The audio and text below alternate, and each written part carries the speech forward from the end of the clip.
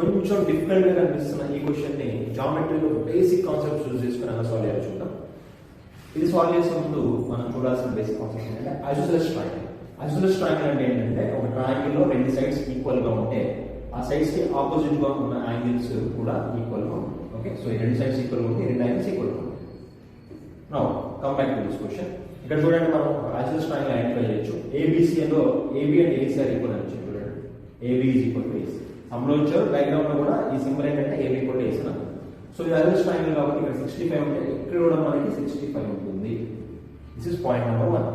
Next, opposite angles. రెండు lines కనుక ఇలా క్రాస్ అయితే ఆపోజిట్ గా ఉన్న యాంగిల్స్ కూడా ఈక్వల్ గా ఉంటాయి. అంటే ఇక్కడ ఏదైతే యాంగిల్ ఉంటుందో తీటా ఇక్కడ కూడా సేమ్ ఉంటుంది. ఓకే, ఈ కాన్సెప్ట్ కూడా మనం యూజ్ చేద్దాం. ఇప్పుడు చూడండి, BD అండ్ EF ఈ రెండు లైన్స్ ఇక్కడ మీట్ అయినాయి కదా, BD and EF.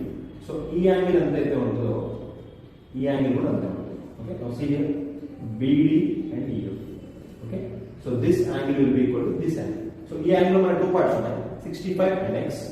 So this angle will be equal to 65 plus x.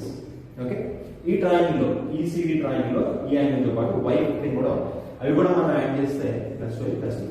Okay, 65 plus x y 15 మొత్తం యాడ్ చేస్తే మనకు 180 అవ్వాలి కదా.